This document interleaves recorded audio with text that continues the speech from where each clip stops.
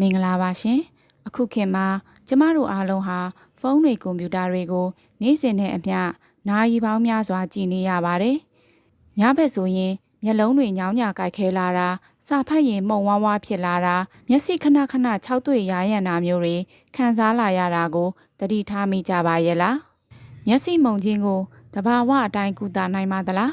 မျက်စိအားနေလာပြီဆိုရင်အများစုကမျက်မှန်ချက်ချင်းပြေလို့တက်ကြပါတယ်ဒါပေမဲ့မျက်မှန်မတက်ရသေးခင်မှာမျက်စိကိုထပ်ပြီးမဆိုးရွားသွားအောင်တဘာဝအတိုင်းအစားအစာတွေနဲ့ပြန်လည်ပြုပြင်လို့ရတယ်ဆိုတာကိုသိပါသလားဒီနေ့ဗီဒီယိုထဲမှာတော့သိပ္ပံနည်းကျသက်သေပြထားပြီးမျက်စိအမြင်အာရုံကိုတိတိတသားပြန်လည်အားကောင်းလာစေမဲ့တဘာဝအစားအစာ9မျိုးအကြောင်းကိုအသေးစိတ်မျှဝေပေးသွားမှာမို့အဆုံးထိကြည့်ရှုပေးကြပါအောင်ရှင်ကျမတို့မျက်လုံးတွေကောင်းကောင်းအလုပ်လုပ်ဖို့အတွက်ထူးခြားတဲ့ဗီတာမင်နဲ့ဓာတ်တိုးဆန့်ကျင်ပစ္စည်းတွေလိုအပ်ပါတယ်အထူးသဖြင့်ဗီတာမင် A, C, E, ဇင့်ဓာတ်နဲ့ Omega 3 fatty acid တွေဟာမျက်ကြည်လွှာပျက်စီးမှုကိုကာကွယ်ပေးပြီးအမြင်အာရုံကိုကြည်လင်စေပါတယ်။ဒီလိုအာဟာရဓာတ်တွေကျွဲဝစွာပါဝင်တဲ့အစားအစာတွေကတော့နံပါတ်1မုံလာဥနီမျက်စိအတွက်ဆိုရင်လူတိုင်းအရင်ဆုံးပြင်းပြကြတဲ့မုံလာဥနီပါပဲ။မုံလာဥနီမှာဘီတာကာရိုတင်းလို့ခေါ်တဲ့ဓာတ်တစ်မျိုးအများအများပါဝင်ပါတယ်။ဒီဓာတ်ဟာကျမတို့ခန္ဓာကိုယ်ထဲကိုရောက်သွားတဲ့အခါမျက်စိအတွက်မရှိမဖြစ်လိုအပ်တဲ့ဗီတာမင် A အဖြစ်ကိုပြောင်းလဲသွားပါတယ်။ဗီတာမင် A ဟာမျက်လုံးရဲ့အလင်းအာရုံခံဆဲတွေကိုအလုပ်လုပ်စေပြီးညဘက်မှာအမှောင်ထဲမှာပိုမြင်နိုင်စွမ်း night vision ကိုတိုးတက်စေပါတယ်။ဗီတာမင် A ချို့တဲ့ရင်ညဘက်မှာမျက်စိမမြင်ရတဲ့ကြက်မျက်တင်ရောဂါဖြစ်ပွားနိုင်ပါတယ်။ဒါကြောင့်မုံလာဥနီကိုဟင်းချက်စားတာပဲဖြစ်ဖြစ်အစိမ်းလိုက်တုပ်စားတာပဲဖြစ်ဖြစ်တဘာဝဖြော်ရည်လုပ်ပြီးတောက်ပေးတာပဲဖြစ်ဖြစ်တစ်ပတ်ကို3ရက်လောက်ပုံမှန်စားသုံးပေးမယ်ဆိုရင်မျက်စိမှုန်ခြင်းကိုတိတိတသားတက်တာစေမှာဖြစ်ပါတယ်။နံပါတ်2ဟင်းနုနွယ်နဲ့အစိမ်းရောင်ရှိသောအရွက်များ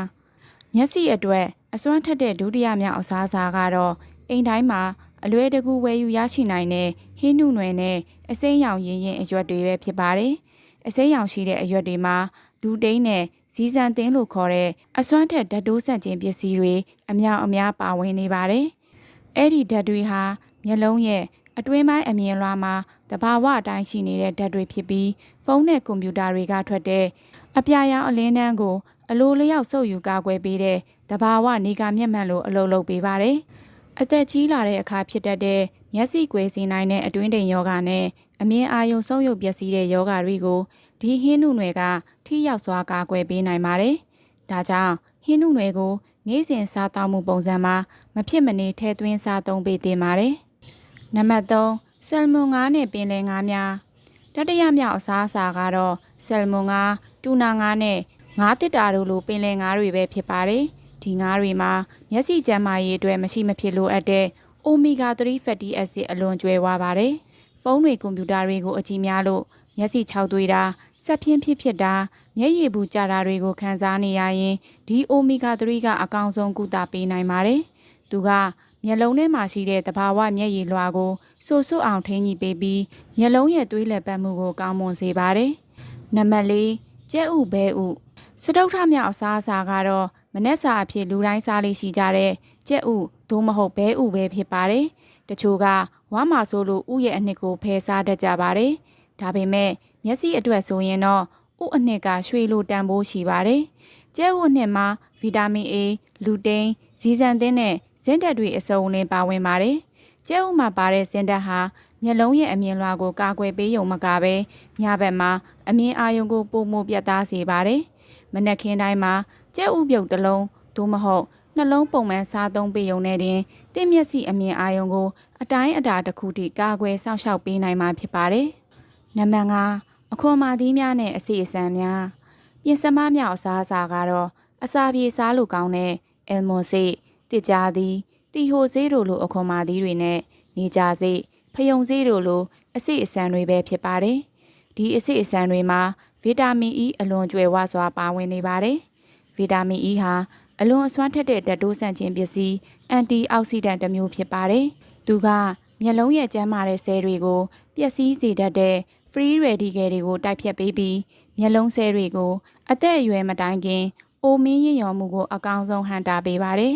အထူးသဖြင့်ဖုန်းအကြည့်များလို့မျက်စိအကြောတွေညောင်ညပြီးအမြင်အာရုံစောစောစီးစီးမှုန်ဝါလာခြင်းကိုဗီတာမင် E ကကာကွယ်ပေးပါတယ်။နေ့စဉ်အခွန်မာသည့်လက်တဆုပ်စာလောက်ပုံမှန်စားပေးရုံနဲ့တင်တင့်မျက်လုံးတွေကိုအိုမင်းရင်းရော်မှုတန်းကနေကာကွယ်ပေးနိုင်မှာဖြစ်ပါတယ်။နံပါတ်6လိမ္မော်သီးနဲ့ဗီတာမင် C ကျွဲဝါသောအသီးများဆဋ္ဌမမြောက်အစားအစာကတော့လိမ္မော်သီး grapefruit နဲ့တံမြာသီးတို့လိုအချင်တက်ရှိတဲ့အသီးနှံတွေပဲဖြစ်ပါတယ်။ဒီအသီးတွေမှာလူတိုင်းသိကြတဲ့ဗီတာမင် C အများအများပါဝင်ပါတယ်။ဗီတာမင် C ဟာမျက်လုံးအတွင်းထဲမှာရှိတဲ့သွေးကြောငယ်လေးတွေကျန်းမာတန်ဆွမ်းဖို့အတွက်မရှိမဖြစ်လိုအပ်ပါတယ်။မျက်လုံးထဲကသွေးကြောလေးတွေသွေးလည်ပတ်မှုကောင်းမှမျက်စိဆဲတွေစီအာဟာရဓာတ်တွေအပြည့်အဝရောက်ရှိမှာဖြစ်ပါတယ်။လေးလာတွေ့ရှိမှုတွေအရဗီတာမင် C ကိုပုံမှန်ရရှိတဲ့သူတွေဟာအသက်ကြီးတဲ့အခါမျက်စိအတွင်းတိမ်ဖြစ်ပွားနိုင်ခြေကိုတိတိတသားလျှော့ချပေးနိုင်တယ်လို့ဆိုပါတယ်။ဒါကြောင့်အချင်းတက်ရှိတဲ့ရာသီပေါ်အသီးနှံတွေကိုမကြာခဏစားသုံးပေးသင့်ပါတယ်။နံပါတ်9ကစွန်းဥနီ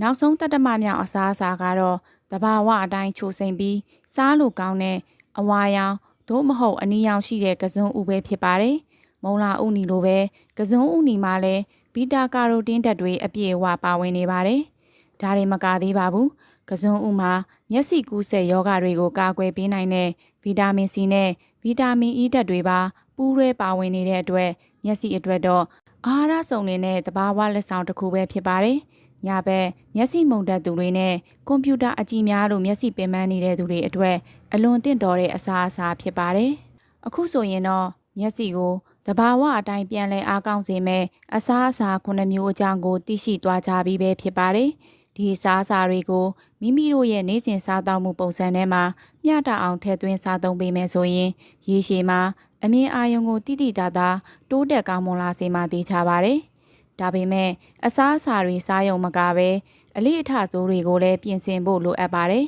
။ညဘက်မိမိတ်ပြီးဖုန်းကြည့်တာမျိုးကိုရှောင်ကျဉ်ရပါမယ်။ဖုန်းသို့မဟုတ်ကွန်ပျူတာကိုသုံးတဲ့အခါ